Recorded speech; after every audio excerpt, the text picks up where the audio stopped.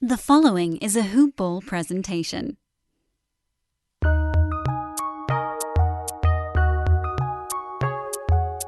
Welcome to the Fantasy NBA Today podcast.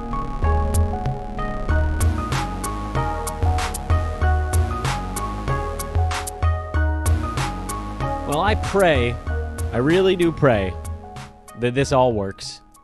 The beauty of recorded audio is that I hopefully can check it before it goes out, but darn it, I'll tell you what, if I do an hour and then realize it didn't work, you guys might get the version that didn't work.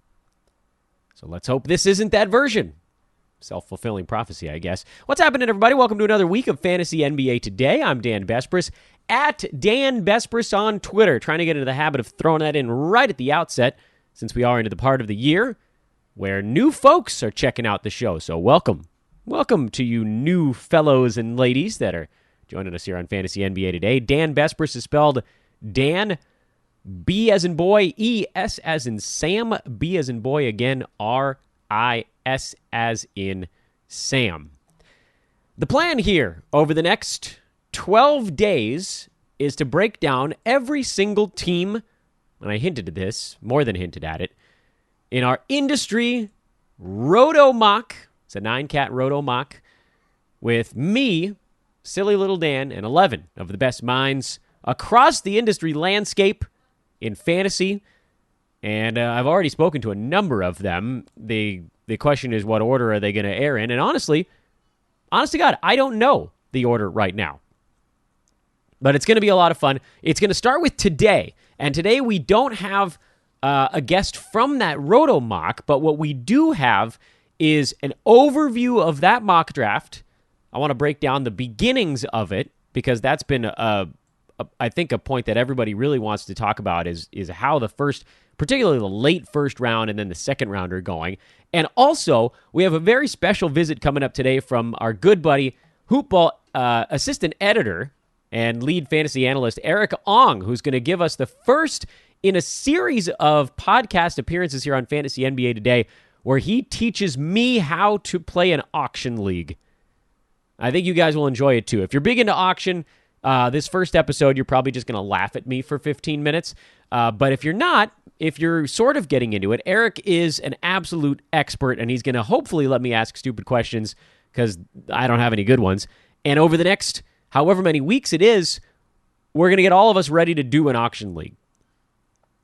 This show is brought to you by Hawaiian Isles Kona Coffee Company. HawaiianIsles.com, I-S-L-E-S is the website. Check it out right now. Or you can order it on Amazon.com. If you have a Prime membership, 2-day delivery, or 2-day shipping, I guess is the correct terminology. If you order more than $35, you can get it next day delivery straight from the actual Hawaiian Isles. It's delicious. It's the best. It's a fantastic deal. It's gourmet coffee, but you can get it at a non-gourmet price. And a big thank you to Hawaiian Isles Kona Coffee Company. They are our continued partners here at Hoop Ball and our title sponsor of all audio-visual activity at hoop-ball.com. Check out Hoop Ball, by the way, while you're listening to this podcast, and I'll tell you why in the middle of the show. But here's what we're going to do. Here's how it's all going to break out today. I'm going to do the first round of the industry mock recap. We're going to do round 1. And then I'm going to tell you why you need to check out Hoop Ball and one of our partners. Then we're going to do round 2 of the Roto mock. Then I'm going to give you my team in the Roto mock today. So this is the self-reflection episode. And then we're going to talk to Erik on auction draft. It's going to be great. And it starts right now. First things first, the industry mock. After I fixed everything. Round 1 and round 2 in that order. The Welsh had the first pick overall. He took Anthony Davis. I dig it. I really do. He knows that. I know that. I'm a massive Anthony Davis fan. I think he's actually in a wild twist, slightly underrated, despite being in that top 5 of sort of the obvious guys. He's underrated in the top 5. And the reason I say that is because he's not going first in every single league. He really could and probably should. Because last year, after playing half games down the stretch, he still was right behind James Harden for the best overall mark on a per-game basis. He's going to play this year, guys. We saw it 2 seasons back, not this most recent season, but the previous one, the 2017-2018 campaign. He played 75 games because the Pelicans were trying to win. And he was far and away the most valuable fantasy player on the market. And it really wasn't even remotely close. Steph Curry, KD, and James Harden were kind of in that second tier below AD, and they were a full mid-second round value away from Anthony Davis. That was the drop-off between picks 1 and 2, was the same size as having basically LaMarcus Aldridge all season that year, or Kristaps Porzingis when he was healthy, or even Paul George that year because he wasn't number 3 in the league that season. Crazy, right? That the difference between James Harden and Anthony Davis 2 years ago was one whole LaMarcus Aldridge, who, by the way, was ranked 18th that season. And then basically the same thing the following year. But we've talked about him plenty. And that's why, to me, I think AD's actually a tiny bit underrated because many folks, myself included, are considering other options at number 1. When in reality, if he's playing the way we know he can, and he's out there for 75 games, it's going to be a blowout. Karl-Anthony Towns went number 2, Kyle McEwen's team, and that's a very reasonable choice. Cat's going to have a big year.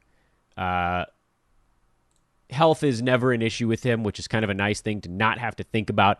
He was tied with Giannis on a per-game basis last season for 5th overall on a per-game again, I repeat.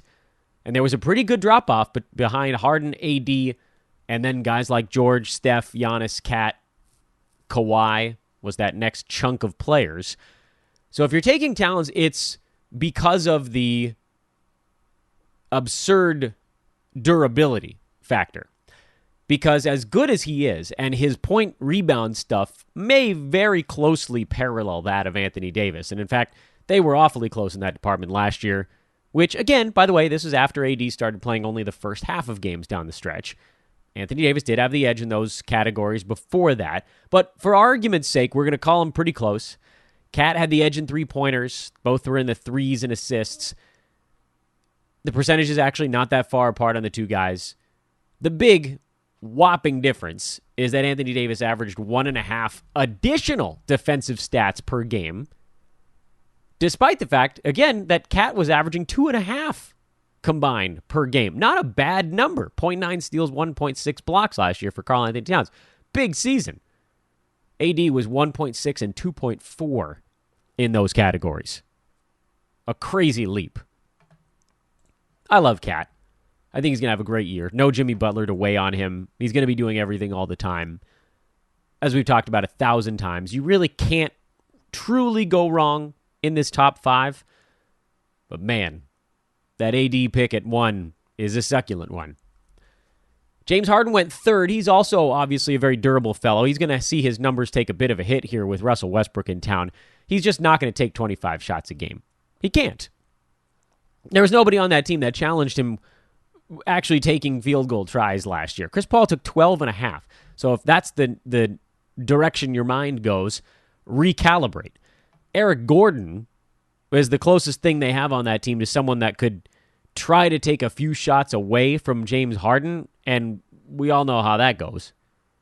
But now they have a legitimate other guy. Gordon, by the way, took 13.8.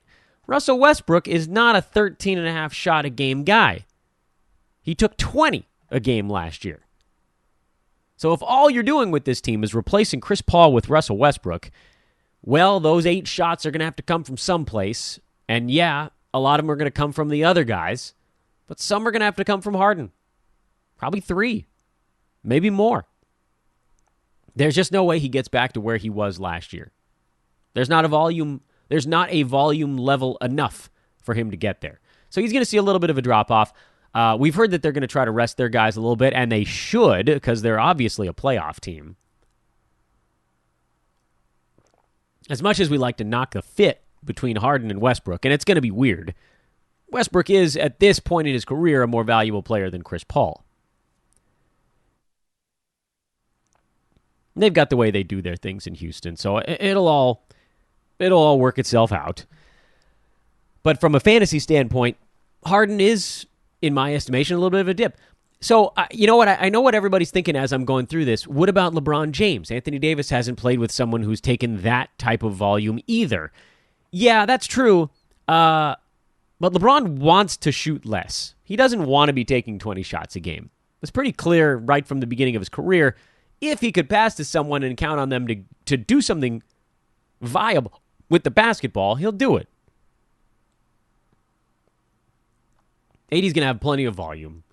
And even if he doesn't take 20 shots a game. By the way, he averaged 18 shots a game last year. That's a pretty attainable number again this season. He just does those other things that are less impacted by a presence of a guy like Bron. So I'm less worried about the dip that he might take. Giannis went fourth. Oh, by the way, Adam King had Harden at 3. Giannis went fourth to Josh Lloyd's team, where really his only choice was Giannis or Steph Curry. And presumably, and we'll talk to Josh about this shortly, some of it's a stat set thing. You know, Giannis does a little bit more across the board than Steph, where Steph has the booming contribution in three-pointers and outstanding free throw number, and obviously very good at scoring, decent assists. And Giannis, similar numbers in scoring, but booming rebound numbers, big defensive stats, big field goal percent. He sort of goes big in a few and then clunky in a couple, where Steph goes big in a couple, decent in more than Giannis, and then not quite as bad in the ones where he's less helpful.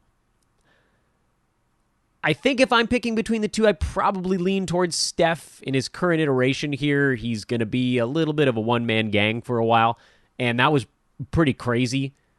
Going back, geez, how far back do we got to go for this one? 4 years ago, I think? Am I getting this right?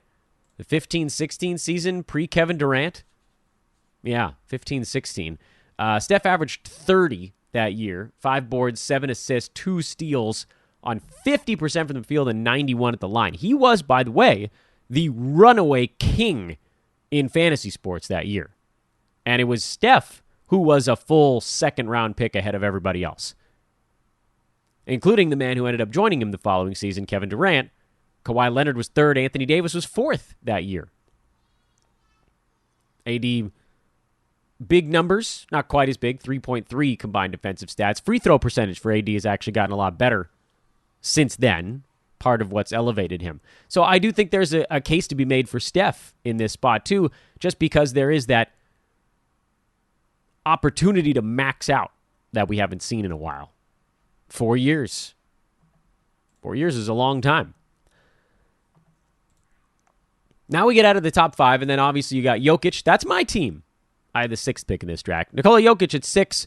That's an obvious one. Damian Lillard at 7. That's an obvious one, too. I don't know that we need to talk too much about those guys, other than Jokic is going at 6 because he does a lot of stuff across the board, and he's super durable. And Dame goes at 7 because he does a little bit less across the board, but he's also super durable. And now is when the questions start to creep in. What order do the guys come off the board starting at pick number 8? Well, in this particular draft, the first man to emerge from the pack was Kyrie Irving, Adam Stock's team. And I got to admit, I kind of like this one. I don't know. I mean, listen, I don't know that it's always cut and dry if you have the 8th pick, who you take. There are a lot of choices here. A very good case could be made for Bradley Beal. A very good case could be made for Kyrie Irving. A very good case could be made for Jimmy Butler. I don't know that I'd venture to any of the maximum rest guys. Although, you know, you might see a season here where Kawhi Leonard and Kyrie Irving play within 1 or 2 games of one another. I don't think I'm touching Joel Embiid. I know that there's, you know, his team is pretty impressive. I mean, his game, I should say. His game is pretty impressive, but man, he tried to play through all of his little things last year, and they ended up getting worse. I'd go Kawhi over Embiid many, many times over. But Kyrie Irving, very reasonable case to be made here.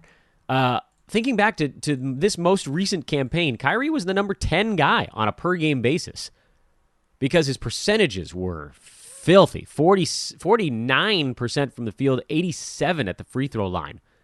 Helpful, very helpful in both, particularly from your point guard. 24 points per game, 5 boards, 7 assists, 2.1 combined defensive stats, 2.5 3-pointers, only 2.6 turnovers.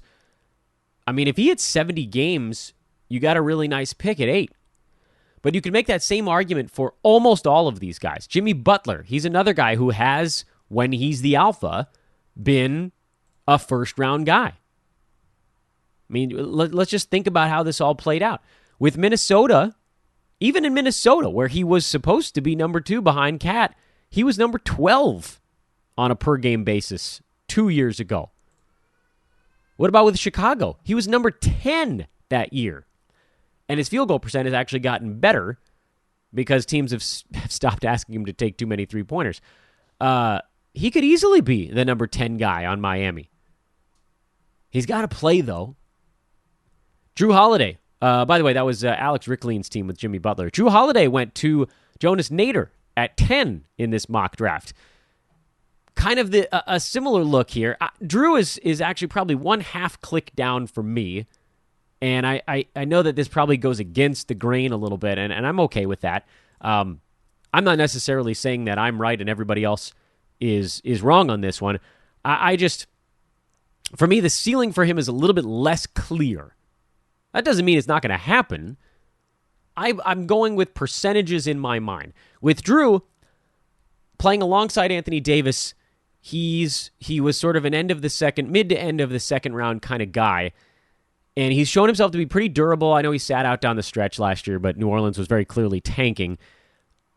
I think the durability is fine. I'm not super worried in a Roto format about him skipping some games down the stretch because you'll get your allotment before that. My issue here is just that the fact that Anthony Davis and his 18 shots left town doesn't actually mean that the coast is clear for Drew Holiday. Zion Williamson is going to get his probably 13 to 14 shots a game or more. Brandon Ingram takes a bunch of shots. Lonzo doesn't take that many, so I guess that's a good thing. But J.J. Redick is going to take some looks. So I don't know that Drew Holiday's volume goes up in a meaningful way. Last year was pretty damn good for him, and the only thing I think you're hoping for with Drew is the free throw percent comes back up near 80. And that'll move him from end of second round to middle of second round. And if he plays 80 games, that would move him to end of first round. But I struggle to see how he gets inside the top 10. I could see him getting near there, but inside it's a tough sell. Bradley Beal, the guy who went off the board right behind him in this draft to Matt Smith's team, that one I see a slightly clearer path where you're dealing with the same issue of a guy that might rest down the stretch but has shown himself to be quite durable now that stress stuff is done. Almost the same story, by the way, as Drew Holiday, who also dealt with stress reactions. And then with Beal, there's just no one else on that team. My one fear with Beal is not the rest. It's actually, will his field goal percent come down in what he knows to be a lost season? Or is it going to be a case where teams just don't give a flying you-know-what when they play the Wizards and he gets to go nuts? Free throw percent not quite as good as some of the other guys above him in that first round discussion, but high 20s in scoring, 2.5 threes, 5 boards, 6 assists, steals and blocks with Beal. To me, he's one of the safer guys you take at this spot in a Roto format. Head-to-head, I get it. There's a very real chance he doesn't play the last 3 or 4 games of the season, and that could kill you if you're in the playoffs. But in Roto, if you get your 75, 76 games out of him before that, you're golden. Our good buddy Bogman, who, let's see, this podcast is airing on Monday. We're actually talking to him later today. So I don't know when that one's going to air, but that's when we're talking to him. He had the LeBron James on the turn and Mitchell Robinson coming back in the second round. But we're only going to talk about one of those 2 picks now before we take a brief break between them. LeBron at 12. This is interesting. He's still, to me, a little bit more of a punt play with that 66% free throw number. But he's going to go big this year, and he's going to play a lot of ball games. I don't think he's going to get seriously injured again.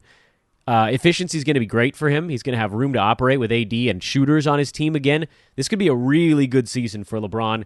And if he's durable, he could end up near the turn. I could see this panning out. He's not my target at that spot in a roto format because to take an early guy that hurts your free throws like that is a little bit of a kind of a punch to the gut, especially if it's not a massive value play, which I don't think he is here. I think he's a possible equal value play, but he's not someone that's going to exceed that mark. And so that makes it a little bit tougher to swallow the free throw percent, but it does make sense. And Bogman ended up going into a little bit of a punt build after this. So, and he can tell you about that when we talk to him as well. But just at a quick glance at his team, Montrezl Harrell, Ben Simmons, Mitchell Robinson also on that club. So they're probably not going to be that great at foul shooting. I told you at the beginning of the show that at this moment I would break down why you should be headed to hoop-ball.com, and the reasons are twofold. Number one, the weekend sale on the draft guide was extended for today only, Monday. $15.99 for the draft guide and everything it contains, including on October the 7th, the draft guide gets the B150. It just gets put in there at no additional cost. However, if you're one of those folks that just cannot wait to see the B150, it's out today. You heard that right. Aaron Brewski's Pride and Joy, released every year around this time, is out today, September the 23rd, 2019, for early bird subscribers. That's a special package. You can get it in the gold pack, or excuse me, not the gold, the Champions package. Got to get my nomenclature right. You can get it in the Champions package over at Hoopball. You can also just buy it a la carte. It just says the early bird Brewski 150 access. It's out. It's up. You can read it. It's got his Brewski 150, the top 150 players in Aaron Brewski's portfolio for this year. I know. I'm excited too. Go check it out. If you want to get it early, go right ahead. It is an additional cost, but it's not very much, especially if you're in a league where you're betting some money on it. You can get that today. You can get the Champions Pack, which includes the draft guide, early B150, and the full season premium pass. Or you can just get the draft guide for $15.99. That's still the most affordable item on the menu over at Hoopball, and you get the B150 on October the 7th as part of the draft guide. Also wanted to remind everybody to check out our buddies at mybookie.com or mybookie.ag. They both work. We've been promoting both on this podcast. Either one will take you to the main site. The official site is mybookie.ag, but either one will take you there. And I'll tell you what, I had a brutal weekend of dealing with Windows Update, and at the end of any hard week, it's really nice to sit down, watch some sports, place a couple of wagers on it, and then know that when you place those wagers, if you win, you're going to get your money. MyBookie has this tagline, and I think this is the best thing they could possibly put out there because I totally agree with it. Where you're betting is just as important, and I would even venture to say more important than who you're betting. Because if you bet at a clunky place, it doesn't matter if you win or lose. You're going to have trouble getting your money. That's not the case at mybookie.ag. If you lose, fine. That's the same everywhere. But if you win, you want access to it. Told you already, I've moved my money over there. I can't wait to start betting on the NBA stuff. Join now, and MyBookie's going to double your first deposit. Yep, deposit match. Promo code is the word today, TODAY. Go to mybookie.ag, MYBOOKIE.ag. Play, win, get paid with our buddies at MyBookie. Second round. I already told you about Mitchell Robinson, and we'll just let Bogman explain himself on that one. I mean, the simple explanation that I can give you right here without him is he's not going to get back to him at the end of the third. At 36, no chance. So if that's the guy you want, yeah, you got to take him. But I think, and this is one of the really, and Erik Ong is going to explain this better to me in a few minutes when we go into auction draft, this is one of the pitfalls of snake drafts. If you get a pick on the turn, there is a select few guys that you can take there, and there are a bunch of guys that you just have to be okay with not getting on draft night unless you trade for them. And I love my guy Bogman, but he probably, and you know, this is a mock draft. I don't know that he would have done it in a real thing. Maybe he does, and I'll ask him about it. I'll be very blunt. And he and I talked about it actually on the ITL show week and a half ago, and I said it then too. Yeah, it's probably too early. If this is a high money draft, you got to be awfully sure.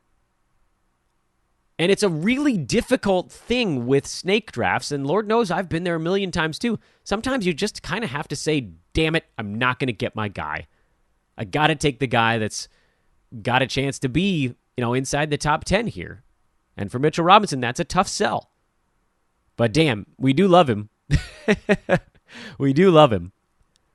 So maybe there's a certain advantage to saying, maybe I want like the 4th or 5th pick for that reason also.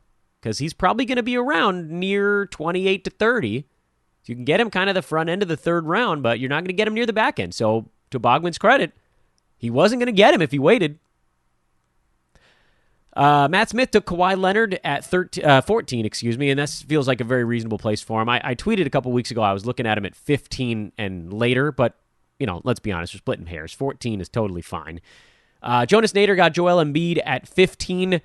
Again, this is where you start to look at a guy like that because heaven forbid he actually plays 70 games. That's a first-round guy, so there is some upside there. Alex Rickling got Andre Drummond at 16, who, by the way, is falling in Yahoo drafts right now. They downgraded him, and his ADP is dropping. That's crazy. That's another reason to be totally content with having a middle-of-the-pack pick. You can get Andre Drummond at like 20 in the 2nd round now. I love it. This is a guy, I've said it before, this was a guy who was a top 5 guy the second half last year. Top 5.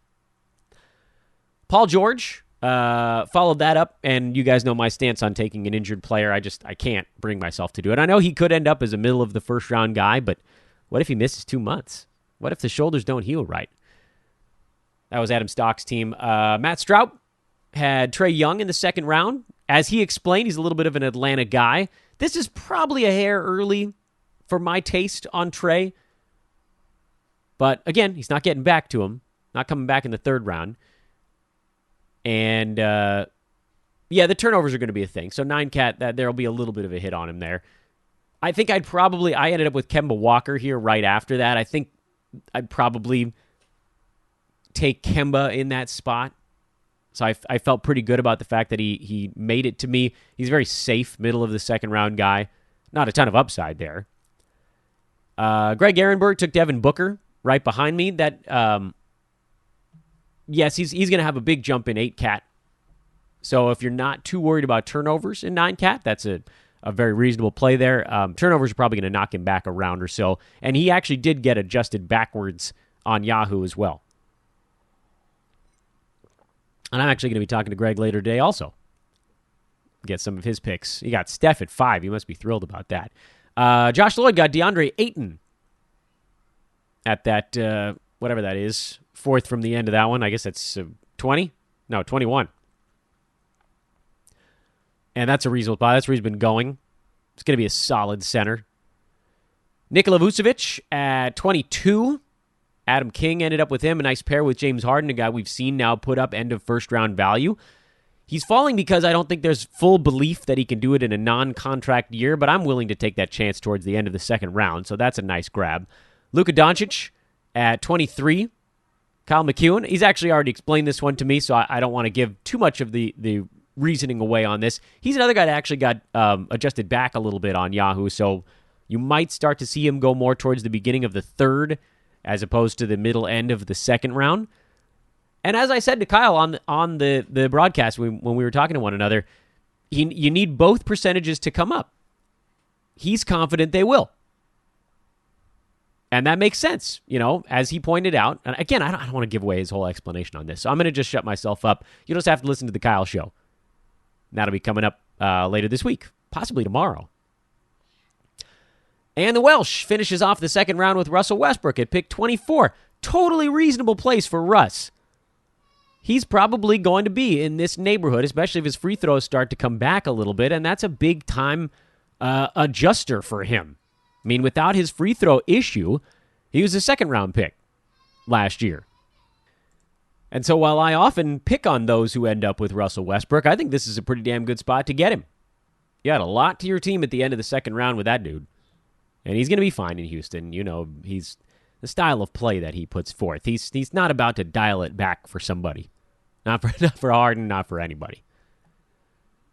And now, finally, I wanted to give you guys a quick breakdown on my team in this one. And we'll do it relatively fast because I don't think you guys care about my safe plays. That's the Dan Besbris see who falls to you play. But we'll do this pretty fast, and then we'll dive into the Erik Ong Lesson 1 on Auction Draft. You already heard I got Jokic and Walker, Jokic and Kemba in rounds 1 and 2. So at that point, I'm sitting on an across-the-board center who does everything besides block shots and hit a ton of three-pointers, I guess. And then in the second round, I shored up some assists. Scoring is now in better shape.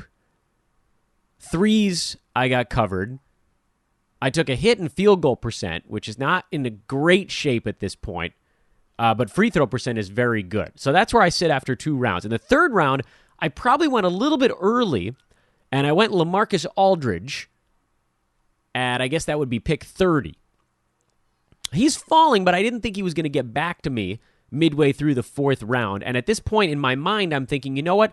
I need a consistent source of blocks, and he's been okay in that department. I want to shore up both of my percentages, which is what LaMarcus is very good at. Scoring is going to be solid.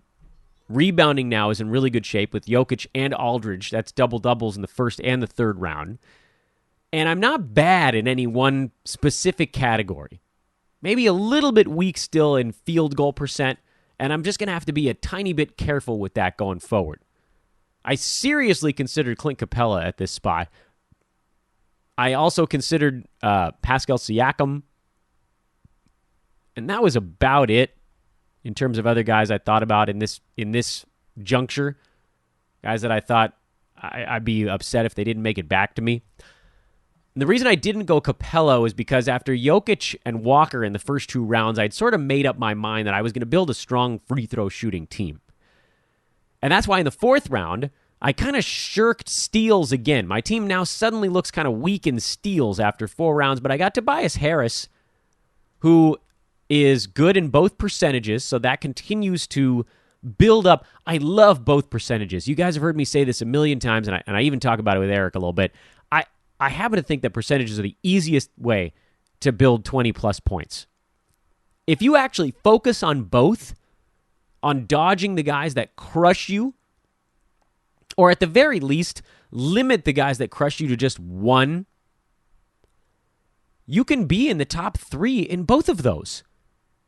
That's not easy to do in other parts of, the thing is, almost every other team in your league is going to have 1 or 2 guys or more that are not good in one or the other of field goal percent or free throw percent. Almost every single team.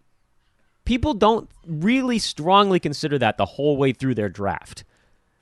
It's the easiest pair of categories, either one of those, to just sort of kind of stop thinking about partway through your fantasy draft. And so all you have to do is not screw those up, and you can walk into 20 points in Roto in a 12-team league or more. That's an incredibly firm base to build from, provided the rest of your team is okay. While everybody else is fighting each other for counting stats, you're out there just like, I'm going to be good in all of these, and I'm going to be better than most of you in these 2. You're golden.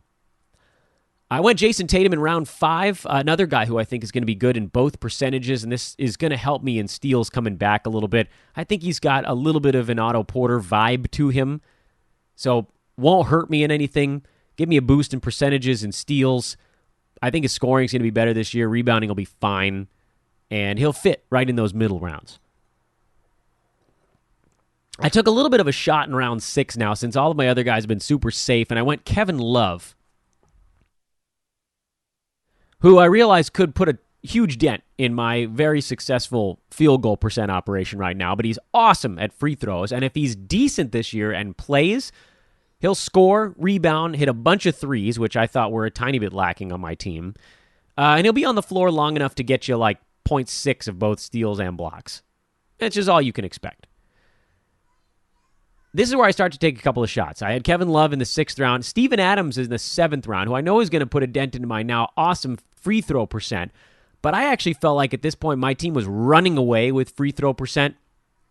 I mean, Kevin Love, high 80s, Walker mid 80s, Aldridge high 80s, Tobias mid 80s, Tatum 80s, Jokic 80s. I didn't even have anybody in the 70s on my team yet. So I went Adams at 50, but I know his field goal percent is now going to accommodate sort of what I did with Kevin Love and or Kemba Walker a little bit. And I also think he's going to go nuts in defensive stats where my team was starting to become a little bit lacking. And rebounding, although I don't know that I needed it all that badly with Love, Aldridge, and Jokic, but now I think my team is probably going to be best in the league in that department. In the 8th round, I went Marcus Smart.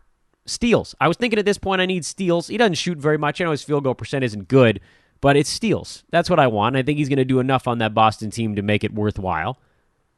I went J.J. Redick in the 9th round. Good percentages and going to shore up my scoring in three-pointers. I went Paul Millsap in the 10th round because I felt like he was the value play there. I'm not that excited about Millsap, to be perfectly honest with you guys. But in the middle of the 10th round, you're at like 115 at this point, thereabouts. I thought, well, what if the defensive stats come together? He'll give you a little bit across the board, and he's not going to kill you in any one place. The next pick, my 11th round pick, is the one pick that I made that I really don't like, and that's DeAndre Jordan. If I could have that one back, I would. There are plenty of guys on the board that I'd rather take. So throw that one out. I don't want him. And then finally in the 12th round, I went Will Barton. I was kind of surprised, actually, to see him there. He has top 60 upside, and I think if he looks like himself, he's going to earn those minutes back despite the depth in Denver. So that was a pretty easy shot in the dark, and if it doesn't work, I'll drop him. Easy as that. Hoopball leagues, by the way, almost full now. I sent some tweets out about it over the weekend. Again, at Dan Besbris, D-A-N, Bravo, Echo, Sierra, Bravo, Romeo, India, Sierra. Spell it out. Find me on Twitter. Shoot me a note if you want one of the last couple of spots. We have, at this moment, one spot left in 5 head-to-head free leagues, meaning out of all 5, out of 60 spots, 59 are full. Head-to-head cash leagues, completely full. We had 3 of those. All 36 spots are filled up. Roto, free leagues. We have 2 spots left out of 36. So we're 34 out of 36 on those. And Roto cash leagues, we only opened 2 of them. And for some reason, a few people seem to have not used their join codes. So I thought we only had 1 spot left, but then I went and did some digging, and it looks like it's more like 4 or 5 left. So still plenty of room in the cash Roto leagues. But again, as I mentioned, only 2 free Roto spots, 1 free head-to-head, and the head-to-head cash leagues are totally full. Hit me up right at this moment. Pause what you're doing, send me a note, and that way we can get you into the league. And now let's talk to Erik Ong. I want to learn a little bit today. It's time for me to grow as a human being. Well, part of what I love about doing a podcast every day, where I know people are stuck listening to me, is that when I'm just talking to myself, I know I'm the smartest person in the room. But as soon as I get someone else in the room, that feeling goes away.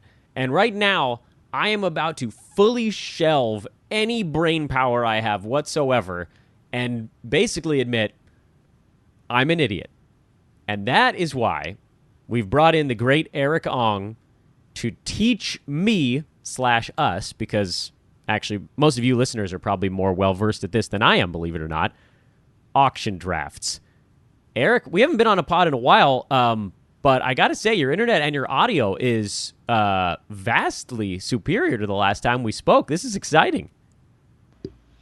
Hi, Dan. Yeah, it is. I was able to install fiber internet at home, and it's worked wonders as far as, doing podcasts, coming on shows, and everything is concerned. Man, you sound great. You sound crystal clear. I don't know that anybody would believe that you and I are literally half a world away from one another. Technology, you gotta love it. I really do. Erik is in the Philippines. I'm in Los Angeles, and feels like we're right next door to one another. You're not right outside, are you? No, I'm in my den, enjoying a cup of coffee at 8 a.m. here in the Philippines. Yeah, it's 5 o'clock in the evening here, afternoon in Los Angeles, so if anybody's putting that together. Except the difference is it's 8 a.m. the next day. So what's tomorrow like? Well, over here, it's a bit, overcast with slight rain showers, and it's been raining all night, actually. So my allergies have been quite unfriendly. But Oh, I'm sorry to hear that. Yeah, there's nothing like a good pod recording to get over such a That's thing, right. though. It forces the adrenaline to kick in. It opens up the sinus passages, either that or a combination of Allegra and Flonase. That's usually my go-to cocktail over here. Erik, of course, is on Twitter at Fantasy Hoopla, the word fantasy, and then HOOPLA, as in there's a hoopla. What's the hoopla? He's one of our senior fantasy basketball analysts here at the Hoob. So you're here to teach me what the hell auction drafting is. I have a very vague idea, but I'm going to actually just put that aside. I don't know if you're a fan of Mitch Hedberg, the late comedian, who said that he always loved infomercials where the thing would start by saying, "Forget everything you know about pillows." And it's just like, okay. So I'm going to forget everything I know about drafting. And I don't even have the right questions to ask. So this is officially Auction 101 here on Fantasy NBA Today. And I'd like to make this something where we could kind of reassess it, discuss it from time to time, and you can slowly cart us through. And then by this time next year, I'll be ready to join an auction draft. So explain to me, what are the basics? And we'll do this relatively fast, but what are the basics of auction drafting? How does it differ from snake draft? All I know is that you start with a budget. Right, Dan. From what I've been reading in our email exchanges, you seem to have expressed a lot of fear about auction drafting. Mm-hmm. You just always comment, "Oh no, auction! I'm gonna suck at this." So yeah, I will. I'd like to introduce it like a new puppy to the household, gently. Wait a minute, Erik. If it's like a new puppy, does that mean that auction drafting is going to wet the carpet in the living room? Because that's a turnoff. No, but you're going to love it unconditionally, Dan. Oh, that's nice. Good pivot there. Okay, continue. Oh, what is it about auction drafting that intimidates you? Or what is it, you seem to be worried about it somehow. But just jumping in. What stopped you all these years from just jumping in and trying it out? So you know how sometimes you just wait too long and now it's just kind of too late? I hit this crest where if I had jumped into it 4 years ago, when I had played a ton of fantasy basketball but wasn't working for Hoopball and didn't have a position as an analyst, I think that would have been a really good time to jump in. Now, there's an expectation that if I'm going to be in a league, I'm going to be pretty good at it. So, for instance, Erik, one of the things you and I had talked about was a specialty league, and that'll be something we discuss on a podcast here in the not-too-distant future. But, Kyle McEwen, one of our friends at Basketball Monster, invited us into an auction league. And for me, it's kind of like, well, you know what? I just can't set foot in it because I would almost have to set foot immediately into a higher rung of auction league. What I really need to do is slide into anonymity, make up a profile somewhere and do just a regular auction league with other people that are neophytes, novices at it. Also the time, by the way, that was a different thing. I know it takes a really long time to do a draft, and I have no time. Yes, that's actually a good point, Dan. Auction drafts take far longer than most snake drafts, mainly because in snake drafts, you have a timer. Drafters pick their player within the time limit. But during an auction, said timer is reset every time a new bid comes along. So it extends the timer effectively. And, auction drafts tend to last maybe 50% longer, given the same league size, compared to a snake draft. Got it. Okay. Time commitment aside, it's actually worth the fun involved. For example, in no particular order, give me your top 4, top 5 players in fantasy, in your personal rankings. Well, it's probably the same 5 as everybody else, I guess. So we'll just go the standard big 5 this year of AD, Harden, Curry, Cat, and Giannis. Is that fair? Yeah, that's fair. That's pretty common. That's pretty much everything I've encountered in most mock drafts myself. Of those 5, who are your favorite 2? Okay. Well, or better yet, let me qualify that. Who are the 2 of those 5 that you wish you could own at the same time, in one team in fantasy. Oh, wow. Well, I guess Who would you pair? I would probably skip Giannis and then take either of the two assist guys with either of the two big guys. So either you go Cat with either Curry or Harden, or you go AD with either Curry or Harden, and probably not go, two smalls or two bigs, right? So let's just say, for argument's sake, we're going to go Cat and Harden for maximum durability. Excellent choice, sir. Thank you. Yeah, it's tough to go wrong with those two guys. In a snake draft, is that at all possible for you to own Cat and Harden on the same team without doing any trades? No, without a trade, no. Absolutely not. Well, in auction drafts, from the draft alone, you can have such a combo. And that, to me, is one of the biggest selling points of auction drafting. So is that, you can, like, how for does the right that price, own both studs? Yeah, how do you make that work? Because then wouldn't you have to spend almost all of your money on those guys? That's a part that I don't fully understand, but I know they're going to cost more. Well, that's true. They're going to cost you, odds are, an arm and a leg each.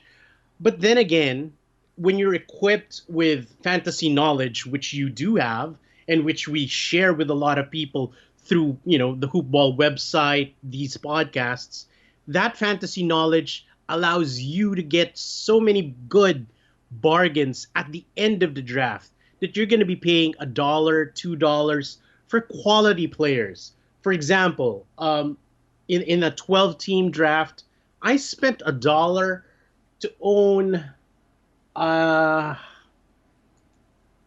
Darius Garland. Fine, he's a rookie. He should be worth $1. But I spent $2 to own Spencer Dinwiddie. That's like 10% of my budget. Spencer Dinwiddie, solid. $2 for Bojan Bogdanovic, for example. Those are filler names that you normally see towards the end of drafts, not necessarily last round picks, but spending just, close to or the absolute minimum for them is a deal in itself. So how does the chronology of it take place? Do you go down a list and people, I think I know that you nominate guys, right? All right. This is how it works. In snake drafts, a random draft order is done by either the system or outside in a real lottery draw or whatever. And you have a draft order and people pick their players in that order. In an auction draft, a random order is assigned, but it only determines the order with which teams are able to nominate a player. So let's say you're first in the queue, you're first to nominate, and you can nominate any NBA player that's in the platform, literally. So if you wanted to start off the draft, for example, with, I don't know, a hype name, let's say like a rookie Zion Williamson, you can. Okay. So then there's no need to start with, Davis, Harden, etc. Those 5 names. So I'm not going to get into the strategy today. That'll be probably for auction pod 2 or 3. And then once the player's nominated, so let's say Zion is the first guy nominated, does the person doing the nominating have to put in any kind of bid on the player, or does it just go out into the open and then anybody can log in a number?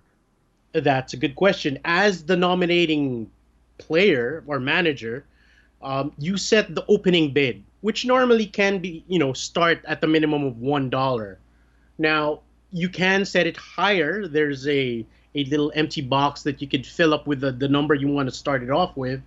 For example, you think Harden is, worth $50 or more, you can start his opening bid at $50 and not, quote unquote, waste time going up, bid increments of $1, starting from 1, although knowing full well that he's going to go in somewhere in the 60s, 70s, or even higher. So yeah, you can set it, but there is a minimum of $1 because you are the nominating team. Okay. And then you said that there's a clock of some kind in between each of these bids. Is that usually 30 seconds, a minute? How does that work? Yeah, something like it's a short timer, actually. It's somewhere between 15 to 20 seconds only. And it starts right away once you nominate a player, and everybody gets a chance to start bidding. And there's this little button on the interface that lets you bid normally its default setting is $1, but you can fill it with a different number and up the bid right away. And then so there's no real advantage, it sounds like, to waiting for the clock to run down because it resets if you put in a bid. Yeah, it's not like Amazon or it's not like eBay, sorry, where you can just snipe off a bid and it's like a fixed clock that will run down because it does reset. Okay, I like that idea because the idea of everybody trying to jam it in at the last second sounds like something that would make everybody want to punch one another, and that's no fun. Okay, so then it goes around and people are putting their bids in, and the name comes off the board, and then it just goes to the next person to nominate the next player, and this goes until 12, 13 rounds? Is it similar to Snake Draft where you have a set number? Okay, it's the same thing as a Snake Draft. Once all team rosters are filled, draft is over. It's just that in this case, because it's not arranged in a specific order, some teams can actually fill up their rosters sooner than others. As long as they keep on winning the bids, they keep filling up roster slots. So I assume then, and this will be, again, stuff that we sort of put in our pocket for round 2, there's a lot of different strategies for how you could go about doing this. I've seen people talking about trying to throw expensive guys out that they don't want to try to drive other people's bankrolls down. Do you nominate guys that you want early, even though the competition is better? What are just a broad overview, Eric, on a couple of different ways that you've seen people play or strategize during an auction draft? All right. First of all, yeah, it's a loaded question. yeah, that's a very heavy question right there. But one little pro tip that I'd like to throw out there when it comes to auction drafting in general is to come in with a plan. You normally have your small little list of targets, kind of like the same in snake drafts, except that you have a broader base of players, which is effectively everyone to choose from. And it's about hopefully maneuvering the draft in such a way that you are able to get those target players that you have on your list at reasonable prices that allow you to maximize your $200. By the way, most platforms have, $200 per team as a budget for, since we failed to mention that at the start, you have $200 basically to spend to build your fantasy team. And there is a minimum of $1 per player that you have to spend. I mean, you can't bid zero basically. So if you have a 13-man roster, each player has a minimum of 1, so you can effectively bid 180 plus on one guy and just $1 for the rest. What would you recommend? Wow. All right. Well, okay, for me, how about that? Let's make it simpler. For me, stepping into one of these for a first time, let's say, with other low-level auctioneers, what would you recommend as a reasonable first strategy to kind of demo, just to get one's feet wet? Oh, that's easy. Since you're an experienced snake drafter, one of the strategies that I've done in the past, and it works out quite well, is what I call the snake draft simulation system. Meaning, I allot X amount. Okay, for example, to start, I will pick my quote-unquote first rounder. I will pay for him. The next guy on my team, I expect to be my second rounder. I will pay for him, etc., etc. So it's as if you're going down the line and simulating a snake draft, building your team. Okay, that makes sense. No different, except that you have to pay for these guys and not just your draft position. What do the first round guys usually go for? You said 50? Well, no, it actually varies, and most platforms have a projected dollar value equivalent. Oh, okay. Yes, so it's kind of like their counterpart of, say, pre-draft rankings. Let's say the system says AD is, supposed to be top pick in fantasy. Sure. He will normally have the highest projected dollar value. So you can use those as a rough guide, more or less. This is what he's expected to produce. It's like it's quantified for that, for that matter. AD is supposed to, let's say, in Yahoo 12 team, supposed to project for $68 worth.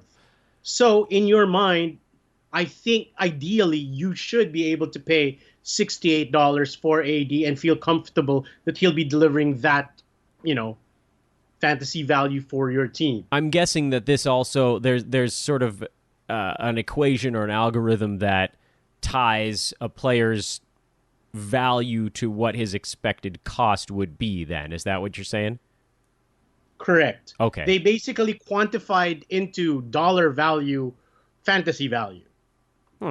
Okay. So basically, if you think you have guys that are in a snake draft, maybe falling, so to speak, that's a term that we're quite accustomed to here on the snake side, those are probably similar to the guys that are going to be attainable for a slightly cheaper price than maybe they should be, at least when you sort of tie in that algorithm we were just talking about. Is that right? You nailed it on the head exactly. Oh, good for Dan. me. Good for me. It's going to feel quite comfortable for you because it's the same phenomenon. You will see guys get sold for cheap, and the room will react. Hey, that was cheap. That was a bargain. And that's exactly the counterpart of what you would read in a snake draft room when people say, "Nice pick." That was a good pick because people didn't expect you to get the so-and-so guy at that spot, or that was a good value there. It's same banana effectively in auction drafts. If you get guys cheaper than people are expecting them to produce, and that's actual in-draft value right there. Okay. I'm going to call that lesson 1 so I can wrap my head around it. Erik, can we do this again and do lesson 2 and get into a little bit more of the details of how to pull these strategies off in the not-too-distant future? Oh, most definitely, Dan. As long as you're interested in learning about auction drafts, which I am vastly in favor for and have been a strong proponent for amongst my group of friends. Now, I really believe that it's not only the most fair drafting mechanic, it's also the most interesting. Right, because you have an opportunity to get every player in the league if you wanted them. Yes, I mean, just to think about it, Dan. You go through months of preparation, developing your rankings, reading news, all of these projections, and you come into your 16-team, draft, 30 minutes before the draft, and you find yourself, and I've in something like the 13th draft position. It's the same thing as a kid. Oh, look, mommy, I made this macaroni necklace. Oh, that's good, Dad. Here, let me just put that in the garbage. You've heard complaints in social media, in the forums, that in standard leagues, spots 9 to 12 is such a nightmare zone. Yeah. Because people are unsure of who to pick in that zone. So you prepare all you want, you study all of these numbers, etc. You wind up shafted and get the 11th spot, and you're, scratching your head and, oh, bummer, that sucked. Yeah. So just being in an auction draft is actually better than that feeling you get when you find out that, oh, I'm the first pick in the draft. Woohoo. But you're always, quote unquote, the first pick in a draft, in the sense that everyone has a fair shot. It makes it it gives you fair competition for access to top-tier talent. Isn't that fair? Yeah, it is. I can't argue with that aspect of it. I mean, the randomization process of a snake draft it does create a mess. I mean, especially in deeper leagues, 30 deep. I think I had like the 22nd pick last year. You're basically doomed if you don't have a pick high in that format, because you don't have the one guy that can carry your team, and sort of nothing you can do about it. Okay, well, I'm going to make this as the segue now. I'm fairly certain, Erik, that you have something available that could have probably helped me learn this stuff in our draft guide, which, as folks may have seen, the weekend sale was extended for just 24 extra hours. It's $15.99 for the draft guide just through tonight, Monday night. That's it. That's the end of the sale. Erik, can I just read your stuff and maybe learn a little bit more on that front? You get to sell me on the draft guide now, too. Yeah, sure, Dan. You definitely can read my stuff. I just before coming on the show, I put on the finishing touches to the auction draft strategy portion of our latest installment of the draft guide. It's going to be out. I'm also going to be banging out the head-to-head draft guide. Um, it's just amazing, and I'm so happy that you had me on the show again at exactly the right time. It's this time of year that's probably one of my two most favorite times of year, and that's preparing for the fantasy draft. And the other time is when I, win gold or the first place in my fantasy Yeah. league. But it's just a joy to write about fantasy basketball, talk about all of these little details that I've learned throughout the years and share them and in hopefully what is an educational and entertaining way. You've been doing this longer than a lot of our readers have been alive, Eric, so don't sell yourself short on anything. You are a very experienced fantasy guy, and so it's a privilege for me to learn a brand new style of fantasy, not for everybody else. I know it's not brand new, but it's brand new to me from someone who's done it for so long. At Fantasy Hoopla, Fantasy HOOPLA, the great Erik Ong, our very own Erik Ong here at Hoopball. Thank you so much for coming on. Episode 2 of Auction Draft Strategy, not too distant future. Erik, thanks again. Thank you, Dan. Well, we're running long today, and I think that may be a theme going forward, but you know what? I don't care. We have important things to talk about these days, and I'm going to damn well do it. But that is the end of today's episode. Coming up the rest of the week, we start our sojourn into pro land. We're going to talk to 4, because that's how many shows we have the rest of the week, 4 of the 11 pros from this 9-cat industry mock draft starting tomorrow when the price of the draft guide goes up. So get it today. And also, again, the Brewski 150 for early bird subscribers only, which you can also buy at hoop-ball.com, out today. I can't wait. I'm going to read it. It's a perk of being able to work here. Hey, by the way, if you'd like to work here and get those types of perks, hit me up on Twitter. All of these good reasons to bug me on social media. I'm Dan Besbris. Thanks again to Erik Ong, Fantasy Hoopla on Twitter. Check him out. You really should. He knows his stuff. He answers his questions very quickly, and he's in the Philippines. So if you're up in the middle of the night here in the States, he's got you, man. That's the middle of the day. Thanks, Erik. So good. Have a wonderful Monday, everybody. I can't believe this podcast worked. It's like the computer held up. Fantastic. Talk to you tomorrow.